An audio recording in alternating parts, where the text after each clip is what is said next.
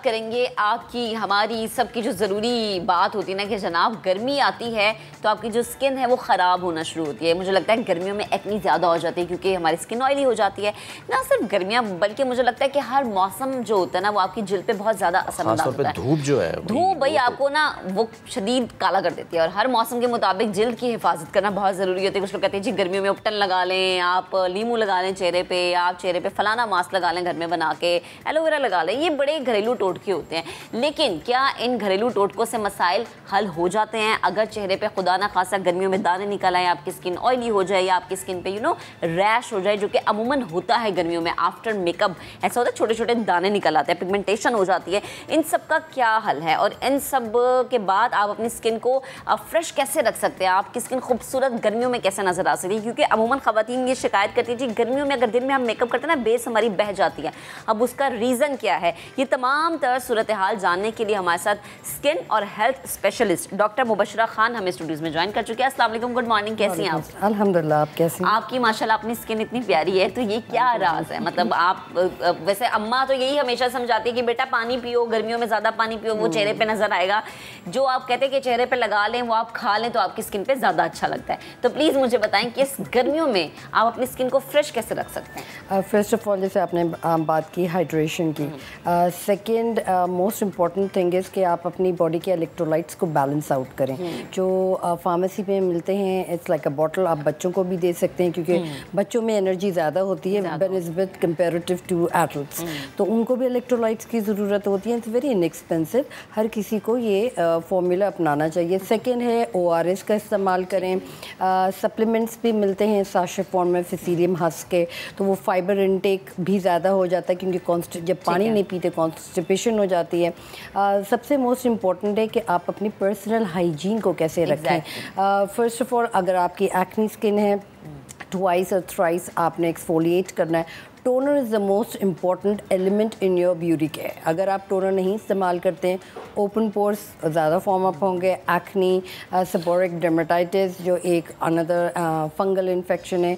फिर उसके बाद बालों में ज़ाहिर पता स्वेट होती है तो बालों में भी दाने शुरू हो जाते हैं, रैश शुरू हो जाता है। मर्द हज़रात के लिए जब वो शेव आउट करते हैं तो ऑब्वियसली नीचे केलॉइड्स बनना शुरू हो जाते हैं, नेक के नीचे या चिन के नीचे केलॉइड्स होते हैं। और जो हज़रात दाढ़ी वगैरह रखते हैं तो बिल्कुल मामूल से छोटे छोटे पिंपल्स वगैरह इधर फॉर्म हो जाते हैं। तो एक्सफोलिएशन यानी आपने स्क्रब 3 टाइम्स, अगर ऑयली स्किन है 3 टाइम्स इन अ वीक, अगर ड्राई टू नॉर्मल स्किन है तो वंस या ट्वाइस, डिपेंडिंग ऑल्सो अगर आप बहुत ज़्यादा स्वेटिंग करते हैं, जैसे अगर आपको हाई ब्लड प्रेशर है, क्योंकि गर्मियों में कुछ लोगों को ब्लड प्रेशर शूट अप कर जाता है, वॉमिटिंग होती है, डायरिया होता है, सो बी लिटिल बिट केयरफुल कि अगर आप स्पेशली कैल्शियम का इंटेक ज़्यादा करें, फॉलिक एसिड और इलेक्ट्रोलाइट मींस अगर आप बाय नहीं कर सकते तो वाटरमेलन, एग्जैक्टली। मैं ये पूछने लगी थी कि माशाल्लाह गर्मियों में हमें तो इतने सारे फल मिल जाते हैं, बिल्कुल, तो वो उनका इंटेक कितना ज़रूरी है आपकी डेली रूटीन में? क्योंकि हम क्या करते हैं दोपहर में भी रोटी, रात में चावल, सुबह हम कहते हैं जी पराठा खाना है, तो हम फलों को स्किप कर जाते हैं, हम फ्रेश सैलड को स्किप कर जाते हैं गर्मियों में, जो कि बड़ा ज़रूरी है आपके लिए। मैं चाहूँगी इस पर भी खाना जो है ना उस पर भी आप ज़रा बताएं। आई वुड से कि गर्मियों में हमेशा लाइट रखना चाहिए, हाई प्रोटीन्स को अवॉइड करें, बीफ, मटन, चिकन्स को अवॉइड करें। अगर हम स्टार्टअप करें फ्रूट्स के साथ तो ज़बरदस्त किस्म का फाइबर के लिए आप अमरूद ज़्यादा लें, कॉन्स्टिपेशन ख़त्म करता है। अगर जो लोगों को इवन पाइल्स रहता है वो तक अमरूद रिमूव करता है, तो अमरूद की चाट 1 या 2 वो बना के ले लें। नाउ जहाँ तक बच्चों का ताल्लुक़ होता है तो बच्चों के लिए थोड़ा सा अप हैज़र्ड्स होता है क्योंकि वो ऑब्वियसली हाइपर एक्टिव बच्चे होते हैं। कुछ बच्चों के बिल्कुल under the I crease out form up होना शुरू हो जाती है और ड्राइनेस होती है अराउंड द आईज। तो उसके लिए आप सूडो क्रीम बहुत ज़बरदस्त क्रीम है, इवन एडल्ट्स इस्तेमाल कर सकते हैं, acne cream and all that.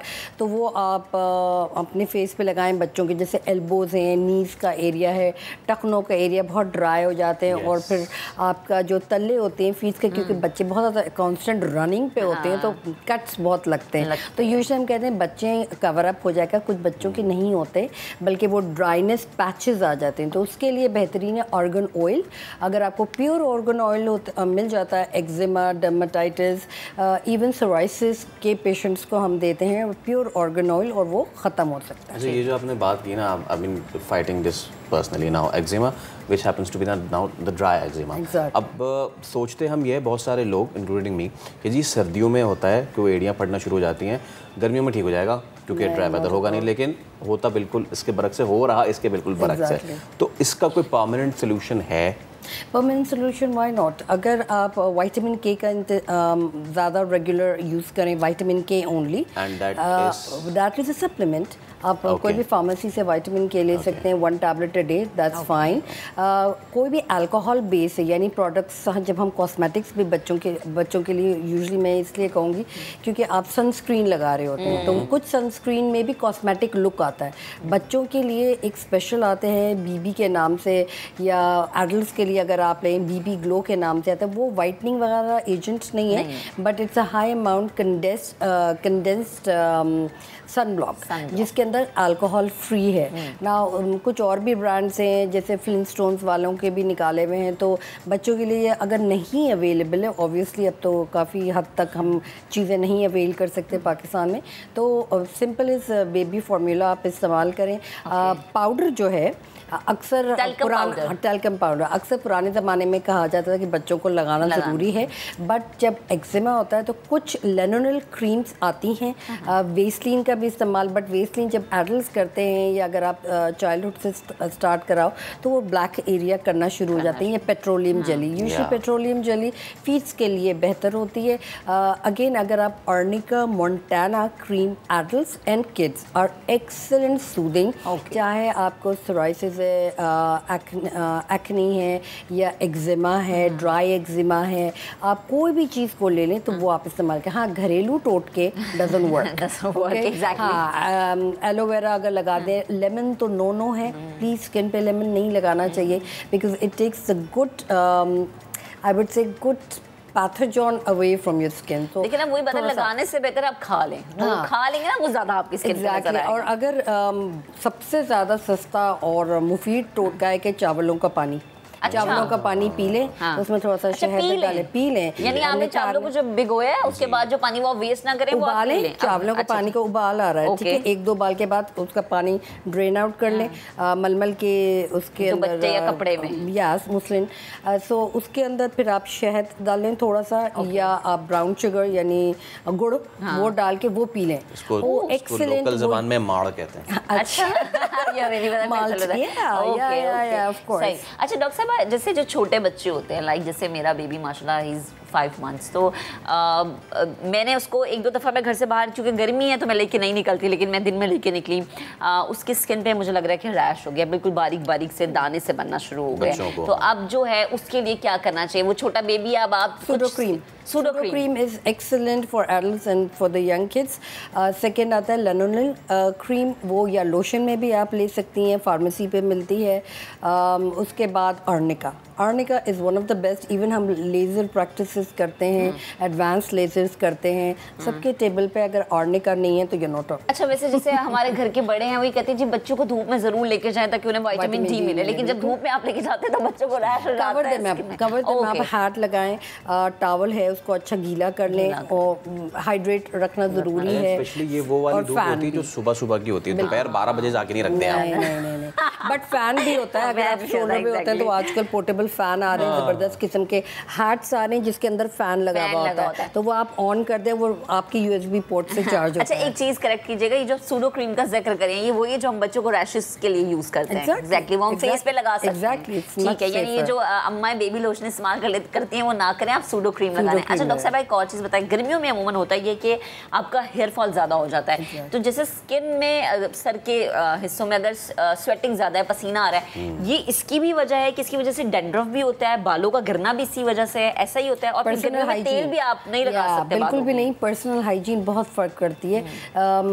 3 to 4 times sir को वॉश रखें, जितना क्लीन रख सकते हैं सर को वॉश रखें, कंडीशनिंग। और अगेन मैं राइस वाटर बहुत ज़्यादा प्रमोट करती हूँ क्योंकि वो नो हाउ है कि अब one of the top line Korean beauty कहा जाता है कि स्प्रे आप इस्तेमाल कर लें या बालों में लगा लें तो उससे शाइनिंग आएगी।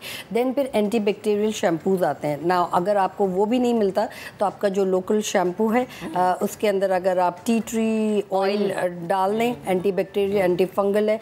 टी ट्री भी भी अगर नहीं मिलता तो पेपरमेंट तो हर जगह मिलेगा, ठीक है। पेपरमेंट ऑयल जो लोकल है हमारा वो आप इस्तेमाल कर लें, या हरा धनिया पुदीने को उबाल लें, उसको थोड़ा सा शैम्पू में डाल के उसको विस्क आउट करें। ये आपकी एक थेरेपी होगी। आपने तकरीबन एक्सफोलिएट किया, 1 मिनट आपने अंडर द वाटर रहे and then drain out. Okay, जबरदस्त डॉक्टर साहब, बेहद शुक्रिया मौजूद थी। और यकीनन वो खवच्चे और माएँ जो परेशान होती है कि गर्मियों में क्या करें ना, हमारी स्किन भी खराब हो जाती है, हमारे बच्चों की भी, और मर्द हजरात, इसलिए मैंने फौरन मर्द हजरात बोल दिए, मर्द हजरात भी उनके लिए बड़ी आसानी हमने कर दी।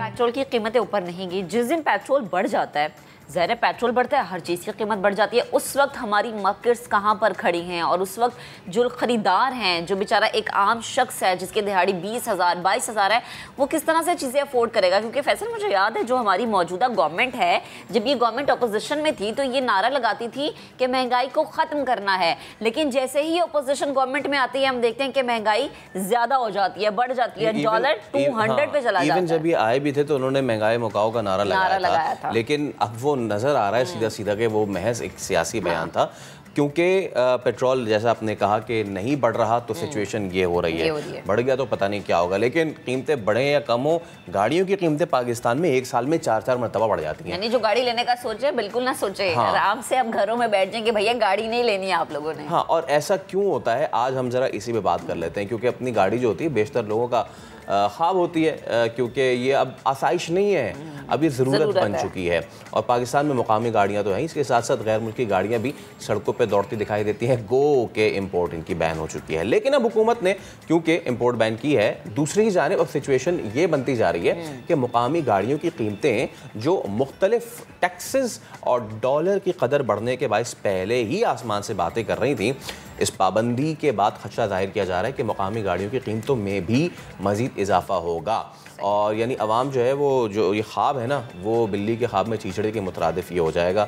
इसकी ताबीर मज़ीद मुश्किल होती जा रही है। मुकामी गाड़ियों के मयार जो है उस पर तो पहले ही बहुत सवाल उठते रहे हैं, आज भी हम बहुत से सवाल उठाएंगे। अब मुकामी कंपनीज़ की जो इजारादारी है वो तकरीबन कायम होती नज़र आ रही है, उससे क्या होगा? ये तमाम तर सवालात हैं जो आम आदमी के हैं, आपके हैं, जो इस वक्त देख रहे हैं, इन सब पे बात करेंगे। आज हमने मधु किया है पूरे एक पैनल को। पाकफील के बानी सुनील मंच साहब हमारे साथ मौजूद होंगे। सुनील भाई, आपको वेलकम करते हैं। इसके अलावा इंजीनियरिंग डेवलपमेंट बोर्ड के GM पॉलिसी आसिम अयाज साहब हमारे साथ मौजूद हैं। आसिम साहब, आपको भी हम वेलकम करते हैं, और तजज़िया अहमद रशीद भी थोड़ी देर में हमें ज्वाइन करेंगे। इस सब पे हम सबसे पहले सुनील भाई आपसे हम गुफ्तगू का आगाज़ करते हैं। आप रिव्यूज़ देते रहते हैं और हमने देखा है अक्सर कि मेक मॉडल वेरिएंट की आप बात करते रहते हैं। नाउ द सिचुएशन इज़ कि you know cars better than anyone. क्या सिचुएशन बन रही है हमारी जब भी डॉलर बढ़े या ना बढ़े? अब हमें नज़र आ रहा है कि एक कार्टेल बनाया जा रहा है ऑटोमोबाइल इंडस्ट्री की जानिब से, और वो प्राइस बढ़ा दी जाती है, उन पर कोई रोक टोक पूछ गछ नहीं होती। क्यों? अस्सलाम वालेकुम, बहुत शुक्रिया बुलाने के लिए। सर, 2-3 चीज़ें। एक तो मैं इस बात पे थोड़ा सा डिसएग्री करता हूँ कि कार्टेल बना लिया गया, बिकॉज कार्टेलाइजेशन या मोनोपोलिस्टिक जो बिहेवियर है वहाँ पे होता है जहाँ पे लिमिटेड नंबर हो। और 2016 के बाद पाकिस्तान में जो नई ऑटो पॉलिसी आई थी और फिर 21 में उसको अंदर दोबारा सेकंड एडिशन जब आया है, तो तकरीबन 13 कंपनियां जो गाड़ियां प्रोड्यूस कर रही हैं। और यही वजह है कि अगर आप देखें तो मैं कल ही एक रिसर्च कर रहा था कि अगर आप स्टार्टिंग बैंड को छोड़ दें 660 सीसी को, जिसमें जो है सुजुकी अकेला प्लेयर है या एक कंपनी प्लेयर है, बाकी सारे जो हैं उनके अंदर अगर आप देखेंगे तो इंटेंस कंपटीशन। मतलब अगर आपको 35 से 40 लाख की रेंज में गाड़ी लेनी है तो 6-7 ऑफरिंग है, इसी तरह 50 लाख की रेंज में लेनी है तो काफ़ी ऑफरिंग है। हैविंग सेड दैट, जो प्राइस बढ़ना है वो बड़ा जो है ना एक कहते हैं ना परेशानी का अमर है, और वो इतनी दफ़ा बढ़ती है कि कंज्यूमर, मेरा नहीं ख्याल मुझे अभी तक कोई ऐसा कंज्यूमर मिला हो कि जिसने जिस प्राइस पे गाड़ी बुक कराई हो उसको उसी पे गाड़ी मिल गई हो।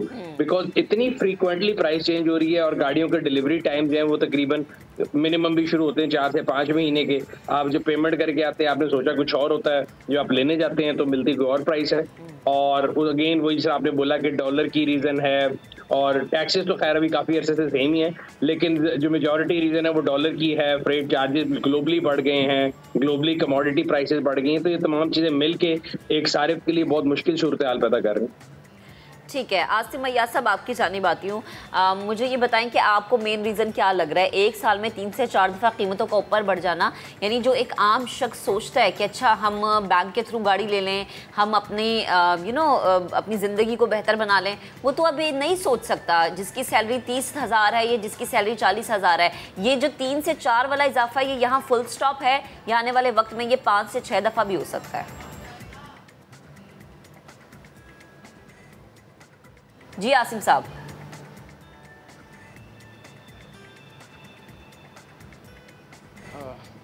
बिस्मिल्लाहिर्रहमान, आपने सही जी आसिम साहब, आपको मेरी आवाज़ आ रही है तो प्लीज़ कमेंट। हाँ अच्छा, आप आई थिंक शायद इनकी आवाज़ हम तक सही तरीके से नहीं पहुंच पा रही है। आसिम साहब, आपको मेरी आवाज़ आ रही है? जी जी मुझे आ रही है आपकी आवाज़। प्लीज़ कमेंट कीजिएगा। जी, प्राइसेस का इशू आपने राइटली पॉइंट आउट किया, लेकिन अभी आप लोग खुद ही आपके प्रोग्राम में ही डॉलर की प्राइस के बढ़ने का जिक्र हो रहा था। हमारी जो इंपोर्ट्स हैं, जो किट की इंपोर्ट्स हैं, सारे गाड़ियों वाले इंपोर्ट ये करते हैं तो डॉलर टर्म्स में मंगवाते हैं। इसके अलावा रॉ मटेरियल की प्राइसेस भी हैं, और रॉ मटेरियल जो हमारे वेंडर्स हैं, जो पार्ट मैन्युफैक्चरर्स हैं, वो भी रॉ मटेरियल इंपोर्ट करते हैं। डॉलर एक इनपुट है। उसके अलावा सप्लाई चेन के इश्यूज़ थे जो आपने डिलीवरी को रेफ़र किया कि डिलीवरी डिले हो रही है। देखें, अगर गाड़ियों वालों का हो तो गाड़ी वाले ने गाड़ी बनानी है, उसी से पैसे कमाने हैं, वही उसका कोर बिज़नेस है। लेकिन अगर सप्लाई चेन इंटरनेशनली डिस्टर्ब होगी, कुछ जो डिले वो थे इंटरनेशनल सप्लाई चेन की वजह से, those were out of Pakistan, internal issues नहीं थे। हर एक को ये पता है कि अगर कीमतें बढ़ेंगी तो डिमांड गिरेगी। इस वक्त तो डिमांड हिस्टोरिकली अप है, लेकिन जो हम हर मंथ एक एनालिसिस करते हैं उसके मुताबिक अब जो गाड़ी बनाने वालों की डिमांड है वो कम हो रही है। अभी डॉलर्स आपके पास नहीं हैं, तो रिसेंटली गवर्नमेंट ने भी एक स्टेप लिया है कि CBUs यानी कम्प्लीटली बिल्ड यूनिट को बैन किया जाए। उस बैन करने की वजह क्या थी कि अगर पूरे ऑटो सेक्टर को देखा जाए तो मिनिमाइज़ करना है लॉस। ये कोई अच्छी सिचुएशन नहीं होती कि आप किसी भी इंडस्ट्री में कोई बैन लगाते हैं, लेकिन चूँकि हमारे पास एम्प्लॉयमेंट है, जो लोकल मैन्युफैक्चरिंग है, उसकी तरफ ये देखा गया कि उसको चालू रखा जाए। अभी जो हालात हैं डॉलर के अप जाने के, प्राइसेस भी बढ़ रही हैं, कोई बहुत अच्छी सिचुएशन नहीं होती, क्योंकि ये मल्टीप्लायर इफ़ेक्ट होता है ऑटो सेक्टर का। इसके साथ काफ़ी ज़्यादा सनतें जुड़ी होती हैं। कोई अच्छा ना तो ये इंडस्ट्री के लिए अच्छा है, ना मुल्क कौम के लिए अच्छा है, लेकिन ये सिचुएशन है चूँकि आप सबके सामने है कि डॉलर ऊपर जा रहा है और प्राइसेस ऊपर जा रही हैं। राइट, गवर्नमेंट कंट्रोल नहीं करती। डिलीवरी की आपने बात की थी, 5 और प्लस 3% हम इंश्योर कर रहे हैं कि अगर 60 दिन से लेट होती है गाड़ी की डिलीवरी किसी भी OEM की तरफ से, तो वो गवर्नमेंट ने उसे बाउंड किया है कि वो फ़ाइन पे करता है, रीइंबर्स करता है amount to the customer. Okay, ये तो आपने बहुत अहम बात की, क्योंकि आजकल सबसे बड़ा एक इशू ये भी आ रहा है, पैसे दे देते हैं, गाड़ी कब आएगी पता नहीं। ऑब्वियसली डीलर्स का अलग मामला है, या बैंक से निकलवाए अलग मामला है, कंपनी डायरेक्ट बनाए अलग मामला है। तो हमारे साथ तजज़ियाकार मौजूद हैं अहमद रशीद साहब, जिनकी बड़ी डिटेल रिसर्च है इस तमाम तर इशू पे भी। अहमद साहब, आपका भी बहुत वेलकम करते हैं हम। हमें बताइएगा क्या कितनी प्राइसेस बढ़ी, आपने रिसर्च की है एक साल में या पिछले चंद महीनों में गाड़ियों की कीमतें कितनी बढ़ी हैं?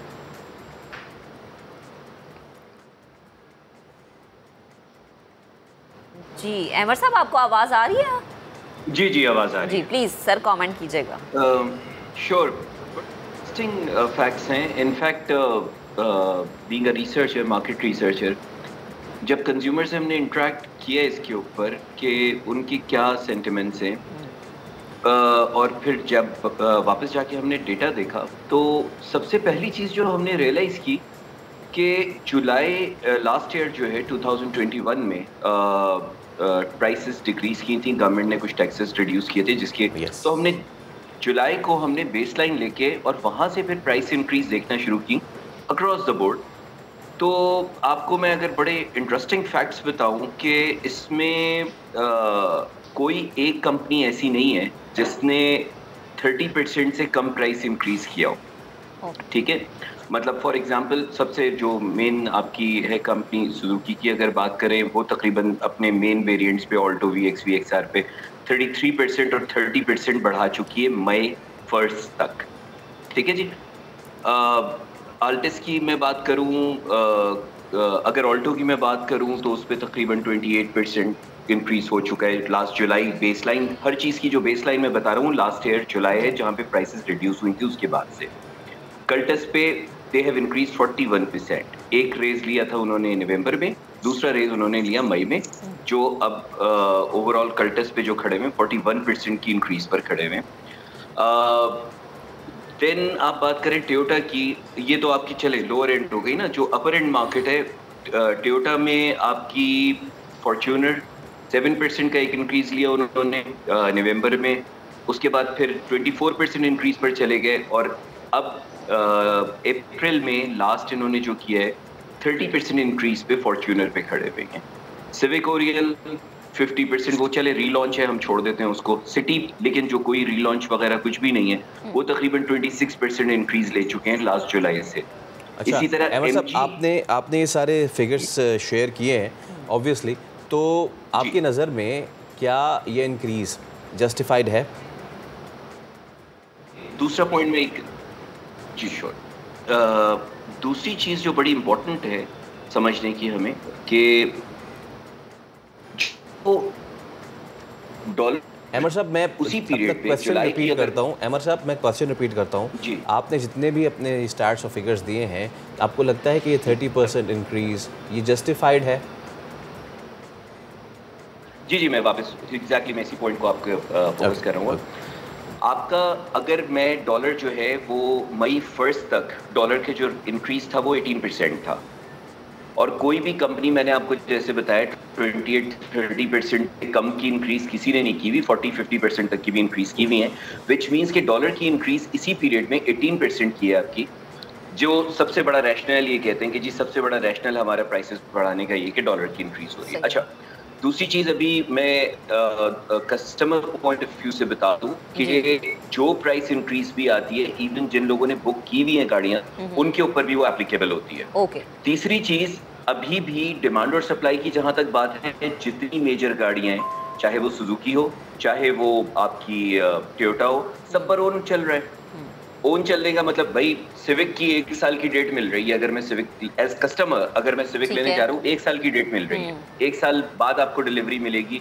फॉर्च्यूनर पे 6 महीने बाद डिलीवरी मिलेगी, ऑल्टो पे 3 महीने बाद डिलीवरी, 4 महीने बाद डिलीवरी मिलेगी। तो डिमांड और सप्लाई का तो मामला वो ऐसा है नहीं जैसा बताया जा रहा है। ना ये मामला है कि वो कोई काइबोर प्लस 3% कंपनीज वापस करी, रादर वो आपसे बाउंड साइन करवाती हैं कि अगर कोई प्राइस बढ़ेगी तो आपको वो इंक्रीज प्राइस भी देनी होगी। सही है। So from the consumer point of view I think this is very unjustified. And एक सबसे इंपॉर्टेंट बात जस्ट टू कंक्लूड, ये प्राइस इंक्रीजेस अभी मई 1 तक की हैं। जो डॉलर की जंप थी वो मिड मई से शुरू हुई है, 190s और 200 जब हमने टच किया है, वो इम्पैक्ट अभी आना बाकी है माइक लेकर आई। जी एग्जैक्टली, तो you can very well imagine, be ready for another 15-20% hike. तो अहमद साहब, हम तो सोच ही नहीं सकते, अगर मुझ जैसा एक 50-60 हज़ार तनख्वाह लेने वाला शख्स हो तो वो तो सोच ही नहीं सकता कि उसने गाड़ी लेनी है। सुनील साहब, आपकी तरफ आती हूँ, आप बताएं कि जो अहमद साहब से सवाल पूछो, यकीनन वही आपसे सवाल होगा। पहली तो चीज़ ये कि क्या ये जस्टिफाइड है इतना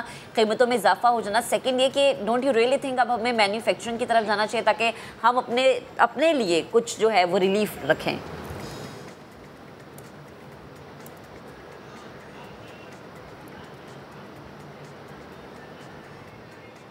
जी सुनील साहब, ठीक, मन साहब हमारे साथ मौजूद है और हमारा दीगर पैनल भी हमारे साथ मौजूद है। मैं एक क्वेश्चन सुनील मन साहब तो इस पे करेंगे मैं रिप्लाई।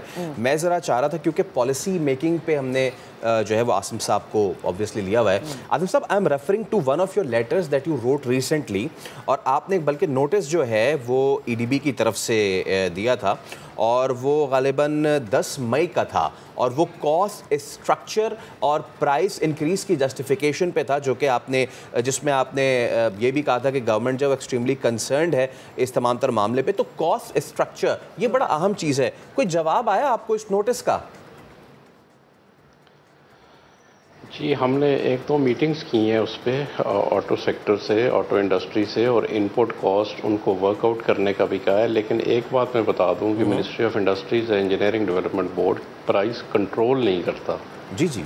जो कोई मेल प्रैक्टिसेस हैं डीलरशिप्स पे, या कोई ऑन वगैरह का इशू है, या मार्केट का कोई इशू है, तो उसका मैंडेट सीसीपी का है, कंपटीशन कमीशन ऑफ पाकिस्तान का। However as a goodwill हमने उनसे बात की। अब यहाँ पे हम कुछ मिस कर रहे थे प्राइसेस बढ़ाने में। आपको याद होगा, ठीक रेफ़र किया है हमारे स्पीकर ने कि जुलाई में प्राइसेस कम हुई थी। जुलाई में प्राइसेस जो कम हुई थी, जिस गवर्नमेंट ने अपना कुछ टैक्स वेव ऑफ किया था, तो वो प्राइसेस ट्रांसफ़र की गई थी कस्टमर को, और वो मिनिस्ट्री ऑफ इंडस्ट्रीज़ ने इंश्योर किया था कि ये प्राइसेस आप ट्रांसफ़र करें कस्टमर को। FED 2.5% कम हुई थी अक्रॉस द बोर्ड, और इसमें जो छोटी गाड़ी थी इस पर सेल टैक्स भी 17% से कम करके 12.5% किया गया था। अब फाइनेंस सप्लीमेंट्री बिल में जो पिछली गवर्नमेंट में ही आया था, जनवरी में दोबारा वो सेल टैक्स बढ़ा दिया गया। अब आपने ये भी रेफ़र किया कि बड़ी गाड़ियों पे जो हैं कीमतें बड़ी हैं, आपने एक कंपनी का भी जिक्र किया। जो 7.5% FED थी, फेडरल एक्साइज ड्यूटी, वो 5% जब की गई तो बढ़ाई गई, तो 7.5 नहीं की गई बल्कि 10 की गई। अच्छा। तो बड़ी गाड़ी की कीमत ज़्यादा होती है, FED जब लेवी होती है तो उसका इम्पैक्ट भी ज़्यादा आता है। बिल्कुल। उसके अलावा इंटरनेशनल शिपमेंट कॉस्ट भी बड़ी है। अब आते हैं आपके सवाल की तरफ जो आपने प्राइसेस का कहा है। यस, हम एज ए कंज्यूमर भी कंसर्न हैं। हम कोई प्राइवेट सेक्टर स्टडी भी करवा रहे हैं कि रीज़न क्या है। हम उनकी प्रॉफिटेबिलिटीज़ भी चेक कर रहे हैं कंपनीज़ की। सही है। इस वक्त अगर हम एक और बात देखें तो इस वक्त तो जो बुरान है उस पर तो ये कहा गया है कि CBU तो टोटल बैन और CKD को भी कंट्रोल करें।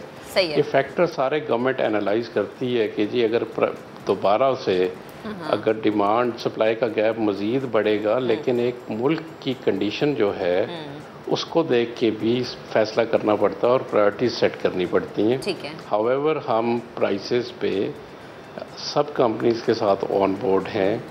अब उनकी जो इनपुट कॉस्ट अगर बढ़ेंगी तो दूसरा ये है कि सबसे पहले आपने कहा था कि मुल्क में अब कंपटीशन आ गया। अब अगर 11 कंपनीज हैं, कुछ कंपनीज के वॉल्यूम्स कम हैं, अगर दूसरी कंपनी को मौका मिले और चांस हो उसके पास कि वो प्राइस ना बढ़ाए तो वो मार्केट शेयर ग्रैब कर सकती है। सही है। तो ऐसा क्यों नहीं हो रहा? इसका मतलब यही है कि कोई इनपुट कॉस्ट बढ़ी है सब। आसिम साहब, आप जो गुफ्तगू करें वो यकीनन काबिल एहतराम है, लेकिन मेरा सवाल भी प्लीज़ दीजिएगा कि क्या आपको नहीं लगता कि अब वक्त आ चुका है, जब साल में 1 से 2 नहीं बल्कि 3 दफ़ा 4 दफ़ा कीमतें बढ़ती हैं, तो अब वक्त आ गया कि हमें मैन्युफैक्चरिंग की तरफ जाना चाहिए, हमें एक्सपोर्ट की तरफ जाना चाहिए, ताकि हम सोचें बहैसियत पाकिस्तानी कि हाँ अब हमें रिलीफ मिलने वाला है।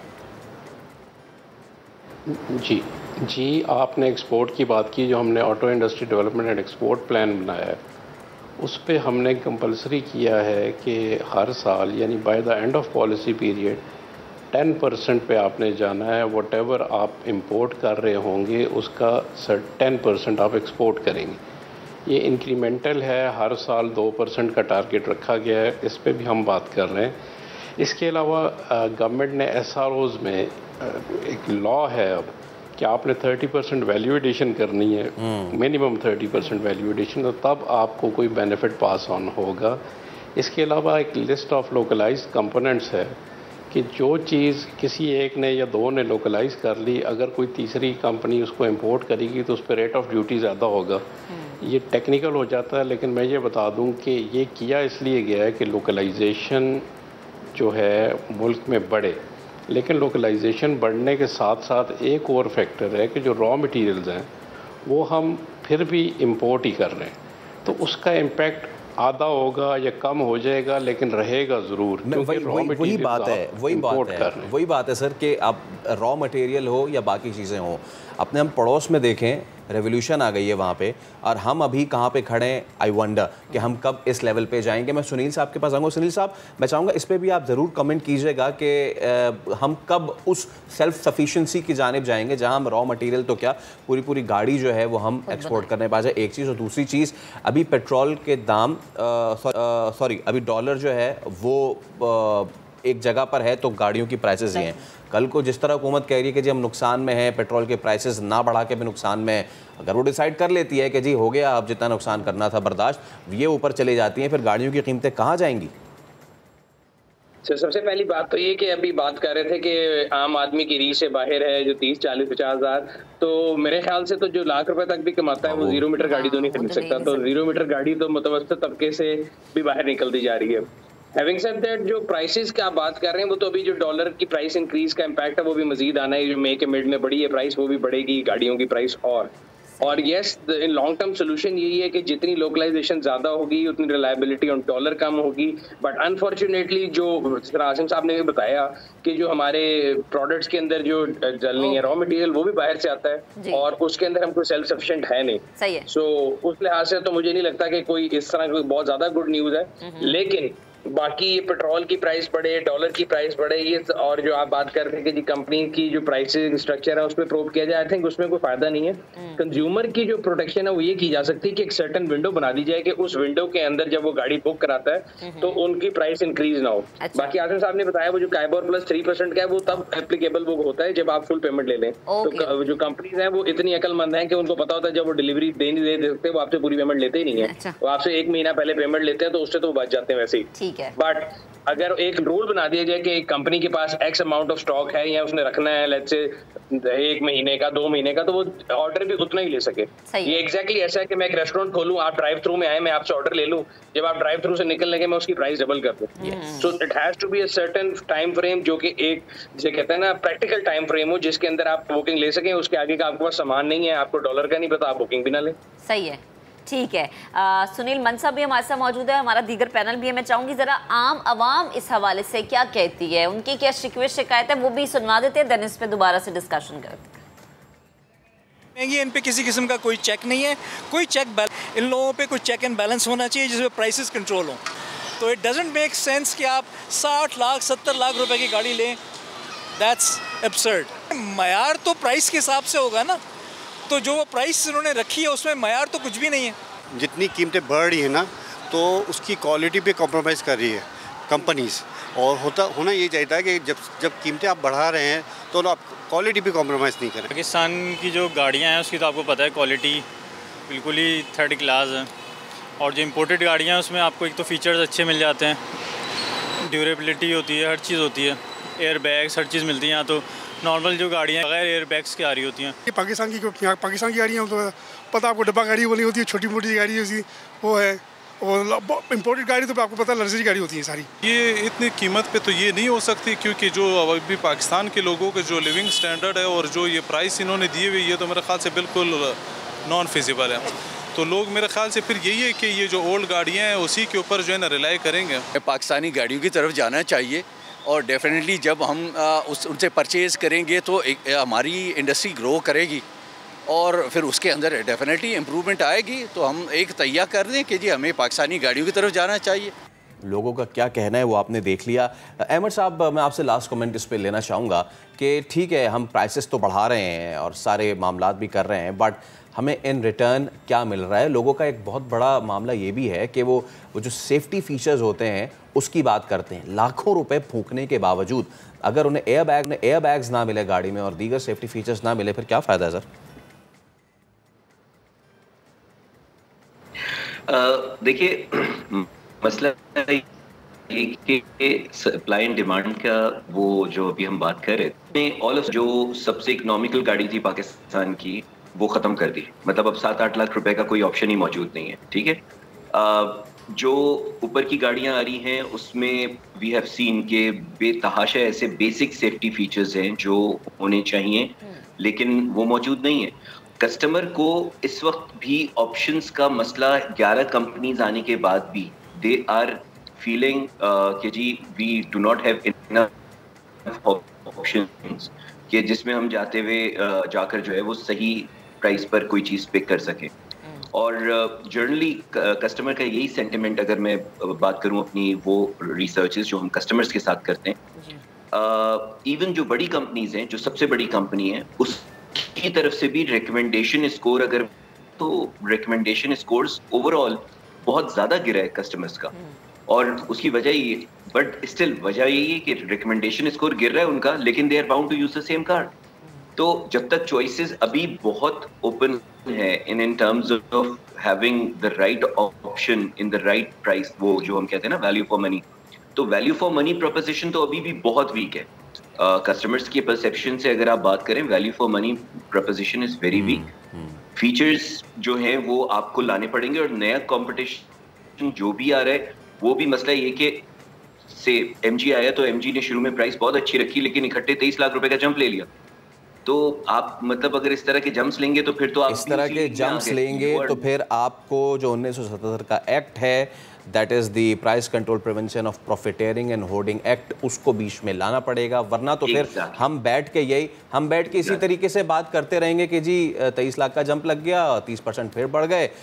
लेट्स होप कि आसिम साहब से मैं आखिरी कमेंट ले लूँ। आसिम साहब, ये एक्ट नाफिजुल अमल होते नज़र आ रहा है आगे आने वाले वक्तों में, और ये भी बताइएगा कि प्राइस में कमी होते देख रहे हैं आगे आने वाले वक्तों में, ख्वाब देखा मैंने ये? जी, प्राइस में कमी तो तब होगी जब इनपुट कॉस्ट कम होगी। दूसरा, अगर आप वैरायटी बढ़ाने की बात करते हैं तो लोकलाइजेशन जो है, एक दफ़ा फिर बता दूं कि वॉल्यूम पे भी डिपेंड करती है। हमारे पड़ोसी मुल्क के वॉल्यूम बहुत ज़्यादा है, उन्होंने गालिबन बेहतर कॉन्ट्रैक्ट भी इसीलिए किए होंगे कि उनके वॉल्यूम्स मार्केट के ज़्यादा थे। प्राइस एक्ट का लागू करना या इसको इन्वोक करना, इसको हमें ये भी है सोच हमारे हलकों में, इसको डिस्कस ज़रूर किया जा रहा है और बड़ा सीरियसली डिस्कस किया जा रहा है। दूसरा, जो कंज्यूमर की फ़ीडबैक है, मैं गवर्नमेंट का रिप्रेजेंटेटिव हूँ, गवर्नमेंट की साइड का स्पोक्स पर्सन हूँ, OEMs का नहीं हूँ, लेकिन मैं ये चाहूँगा कि ये सारे वो प्रोग्राम सुन रहे होंगे। हमारे यहाँ तो जो हमारा मानना है, वो जो बड़ी गाड़ियाँ हैं उनमें तो ये एयर बैग सब में तकरीबन हैं, एक दो छोटे वेरिएंट्स में नहीं है, वो भी हम WP29 की रेगुलेशंस हैं जिसमें ये एयर बैग्स वगैरह या 17 सेफ्टी की रेगुलेशंस हैं, सही, उनको हम लागू कर चुके हुए हैं। और उसी की वजह है कि ये जो नए मॉडल्स आपको आते हुए लग रहे हैं, इनमें फ़ीचर्स भी हैं, उनमें वो क्वालिटी या सेफ्टी के जो रिक्वायरमेंट्स इंटरनेशनल है उसको मैच भी कर रही है। आसिम साहब, एक दुख भी ये होता है ना कि जब हम पैसे इतने ज़्यादा देते हैं तो रिक्वायरमेंट के मुताबिक हमें चीज़ भी मिलनी चाहिए। बेहद शुक्रिया, हमारा पैनल हमारी ऑटो इंडस्ट्री, इसको ऊपर ले जाना बेहद ज़रूरी है, लेकिन इसको ऊपर ले जाने का हरगिज़ मतलब ये नहीं है कि आप आवाम का कीमतें ऊपर ले जाएं, आवाम का कीमा बना दे। ब्रेक लेते हैं, ब्रेक के बाद दोबारा हाजिर होते, साथ रहिएगा।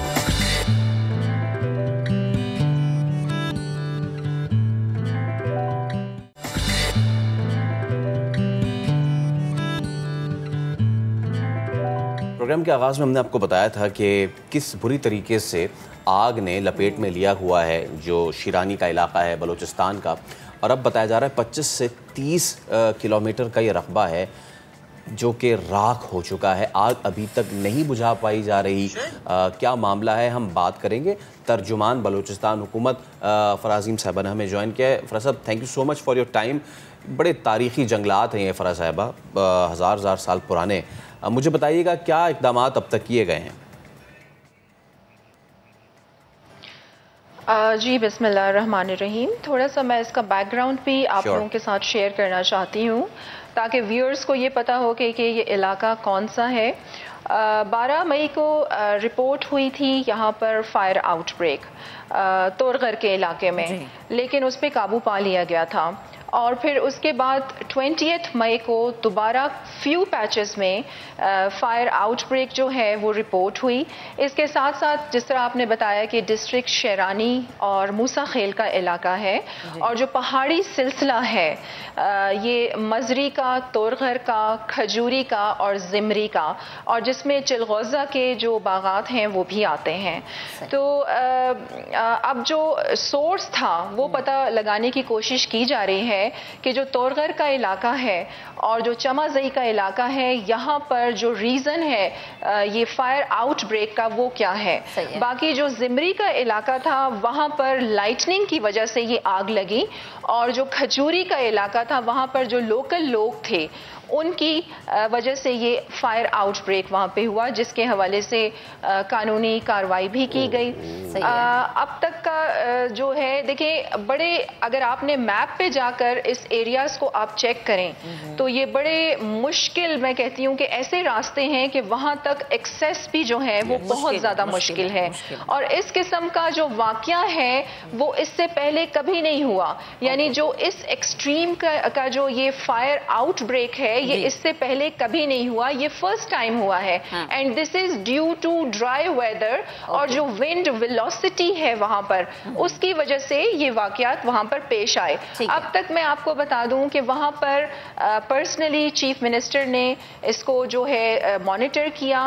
वहां पर हमारे सेक्रेटरी फॉरेस्ट, चीफ सेक्रेटरी, सारे एडमिनिस्ट्रेशन ऑन साइट मौजूद है। 6 ऑफिसर्स, 40 हमारे स्टाफ मेंबर्स और 350 वॉलंटियर्स इसमें इन्वॉल्व किए गए हैं। इसमें PDMA की तरफ से फुल सपोर्ट हमें हासिल है। जो हमें रिक्वायर्ड इक्विपमेंट्स थे वो वहां पर पहुंचा दिए गए हैं। इसी तरीके से FAO ने जो इक्विपमेंट्स पहुंचाने थे वो भी पहुंच गए हैं। और मैं आपको ये भी बताती चलूं कि जिस तरह ऑनरेबल फराज साहिबा अभी आपने जिक्र किया कि लोकल्स की जानिब से ये गालिबन आग लगी गई है, तो इसको तहकीक तो किया गया होगा, इन्वेस्टिगेशन तो की गई होगी कि ये किस तरह से था। वो एक एरिया की अगर हम बात करें, क्योंकि ये हमारे लिए ये बड़ा ज़रूरी है ये एरिया हमारे लिए, क्योंकि हमारा यहाँ पे असासा मौजूद है। तो वो जो एक एरिया की भी आप बात करिए तो उसके हवाले से जो इन्वेस्टिगेशन सामने आई है यकीनन उसमें कुछ ना कुछ तो पता चला ही होगा। देखिए ये एक एरिया है जिसका खजूरी का जो एरिया है, देखिए लोगों को इतनी अवेयरनेस नहीं होती और वो पिकनिक की वजह से वहाँ पर चले जाते हैं, सिलेंडर्स लेके चले जाते हैं, बारबेक्यू कर रहे होते हैं, तो उनको इतना अंदाज़ा नहीं होता। लेकिन मौजूदा हुकूमत ने चीफ मिनिस्टर के अहकामात में इसका एक फुल प्रूफ प्लान हम बना रहे हैं ताकि एक अवेयरनेस कैंपेन भी यहाँ के रिहायशियों के लिए हम शुरू करें और उनको अंदाज़ा हो कि ये कितने सेंसिटिव एरियाज़ हैं। और वहाँ पर अब कानून के हवाले से भी हम कुछ लिमिटेशन जो हैं वो लागू कर रहे हैं वहाँ पे। बिल्कुल फराज साहिबा, ये आपने बहुत अच्छी बात की। हमें अपनी इस चीज़ की लिटरेसी को भी बढ़ाना चाहिए, क्योंकि हम सब ने देखा कि ये मार्गला में क्या मामलात हुए, आग लगा दी, बाकायदा आग लगाई गई। टिकटॉकर्स ने सिर्फ अपने टिकटॉक बनाने के लिए कितना बड़ा आप देखें नुकसान हो जाता है इस वजह से। पूरा इस्लामाबाद आप देख लें कि जंगल है। और आप यहाँ पे नुकसान हो जाता है, फराज साहिबा हम कैंपेन्स बहुत जरूरी है। हम इसको तो देखें रो ही रहे हैं कि जी चिलगोजे के बागात हैं, फिर आगे इससे जाके बिकॉज ऑफ विंड है, आगे जाके पाइन के दरख्त आ जाते हैं जो कि बहुत पुराने दरख्त हैं यहाँ पे। फराज साहिबा, वाइल्ड लाइफ कितनी यहाँ पे हुई है, क्योंकि बलूचिस्तान जो कि ऑलरेडी इतना अनडिस्कवर्ड प्रोविंस है हमारा, इतनी एंडेंजर्ड स्पीशीज़ यहाँ पर हैं। अभी रिसेंटली एक बहुत सालों बाद यहाँ पे साइटिंग हुई थी बलोच बेयर की। मुझे बताएं कि वाइल्ड लाइफ को कितना नुकसान हुआ है यहाँ पे? जी बिल्कुल, देखिए मैं आपको ये भी बताते चलूँ, एक बार फिर मैं दोहरा देती हूँ अपनी बात कि इस किस्म की जो फायर आउटब्रेक थी वो इससे पहले नहीं हुई कभी भी। तो ये फर्स्ट टाइम ऐसा है, तो फिर जो भी नुकसानात होंगे वो अब हमारे सामने आएंगे और इसकी रिपोर्ट बाकायदा तौर पर जब तश्कील होगी फिर वो मैं आपके साथ शेयर करूँगी। ऑफ कोर्स चिलगौजा का भी जो हमारा एक बहुत बड़ा असासा है, और इसके साथ लाजमी बात है जब ये आग फैल रही है और जो पॉल्यूटेड एरिया हो रहा है उससे जो हमारे जानदार हैं, जानवर हैं, वहाँ के रिहायशी हैं, प्रॉब्लम्स तो आएंगे। लेकिन अब जो फाइनल एक रिपोर्ट है नुकसानात की और वहाँ पर जो मुश्किलात हैं वो इंशाल्लाह कुछ ही दिनों में तरतीब दे दी जाएगी। और मैं आपको बताऊं कि इंटरनेट का हमें बहुत ज़्यादा वहाँ पर देखिए इंटरनेट का भी हमें वहाँ पर मसला था कि जो कोऑर्डिनेशन थी आपस में स्टाफ की उसकी वजह से भी मुश्किलात का सामना था। अच्छा फराह साहिबा, एक तो अपनी बात मुकम्मल कीजिएगा, दूसरा एक मेरा सवाल भी लीजिएगा। एग्जैक्टली मैं फायर फाइटिंग तैयारी की तरफ ही आ रही हूँ। हमारे पास ना होना यकीनन ये तो एक वो चीज़ है ना कि एक अलमिया है, हमारी लम्हा फिक्री है कि खुदा ना खास्ता इन फ्यूचर अगर हमें ऐसी चीज़ दोबारा देखनी पड़ जाती है तो हम कहाँ खड़े हैं। अभी जो सिचुएशन है उसको देखते हुए बताएगा कि कितना मजीद वक्त लग सकता है इस चीज़ पे काबू पाने में। देखिए जिस तरह इस्लामिक रिपब्लिक ऑफ ईरान से हमें फायर फाइटिंग एयरक्राफ्ट आज किसी भी टाइम पहुंच जाएगा। और एक एरिया यहाँ पर मैं मेंशन करती चलूँ, ज़रगून जवार एरिया जो है वहाँ पर आग पे काबू पा लिया गया है। और बाकी जो कार्रवाई है वहाँ पर पूरी एडमिनिस्ट्रेशन वहाँ पर मौजूद है। उम्मीद करते हैं हम इंशाल्लाह जैसे ये एयरक्राफ्ट पहुँचेगा और उसके साथ साथ रिक्वायर्ड इक्विपमेंट्स भी पहुँच चुकी हैं, बहुत जल्द इस आग पे काबू पा लिया जाएगा। और हम जो गवर्नमेंट ऑफ बलूचिस्तान है अब we are very much alert और हम फुल प्रूफ एक प्लान भी बना रहे हैं कि फर्दर इस किस्म के वाकयात से हम ऑन टाइम निपट लें, किस तरीके से रोके जाएं, ये बड़ा इसको जरूरी है। अवेयरनेस होना। फराह साहबा बहुत शुक्रिया, thank you so much for your time, क्योंकि ये एक ऐसा इशू था जो नचा भी रहे थे कि किस वजह से हुआ। और अगेन हमने महक इस पर हमें अब ज़रा बात करने की ज़रूरत है। हमने ब्लेम भी कर दिया कि हमारे पास वसाइल नहीं है, रिसोर्सेज नहीं है, सारी चीज़ें, बट द इशू इज़ आप देखें इस चीज़ को रूट कॉज क्या थी। कुछ बंदे वहाँ पर गए पिकनिक मनाने के लिए और वहाँ से आग का इस तरह फैलना है। और देखिए उसने कितने बड़े इलाके को अपनी लपेट में लिया और कितना ज़्यादा हमारा नुकसान हो। और स्पेशली वो जो जंगली हयात हैं, देखिए उनके लिए जितना ज़्यादा नुकसान है। अल्लाह ताला हमें इस तरह के मामलात से बचाए। आने वाले वक्त में आगे बढ़ते हैं जी, कराची का रुख करते हैं। कराची आर्ट्स काउंसिल में स्पेन के सिफारत खाने और कराची आर्ट्स काउंसिल के इश्तराक से स्पेन के फनकारों की परफॉर्मेंस का मुजाहरा हुआ। फनकारों की शानदार परफॉर्मेंस ने रंग जमा दिया। स्पेन का रवायती रक्स से फ्लेमेंको पाकिस्तानियों के दिल में घर कर गया। रेहान अहमद की रिपोर्ट देखिए।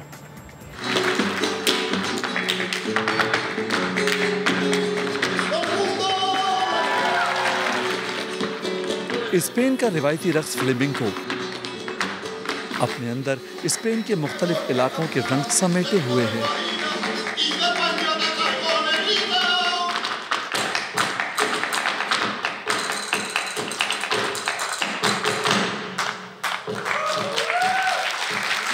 ये एक खूबसूरत इम्तिजाज है डांसर्स के बीच ज़हनी और जिस्मानी हम आहंगी का।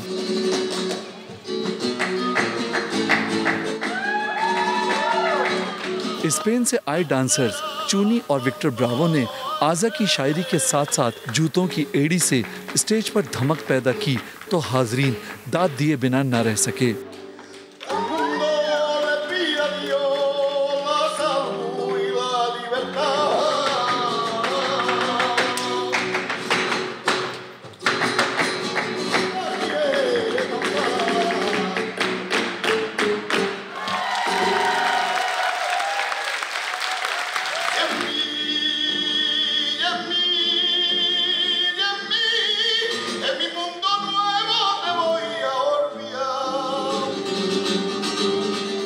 अपने फन में माहिर गिटार प्लेयर ने स्पेन की रिवायती धुनों से हाजरीन को महसूस किया।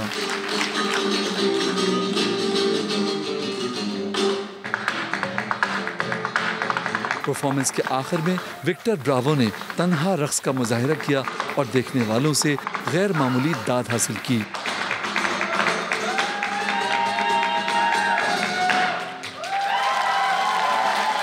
रक्स किसी भी मुल्क का हो, वहाँ की सकाफत का आईनादार होता है। इस तरह के सकाफती मुजाहिरे दूसरी कौमों के लिए एक दूसरे को समझने में मददगार साबित होते हैं। कैमरामैन सनाउल्लाह के साथ रेहान अहमद, समा, कराची। तो hablo español muy buena, यानी कि स्पेनिश ज़बान में कहा जाए तो very good. Oh my God.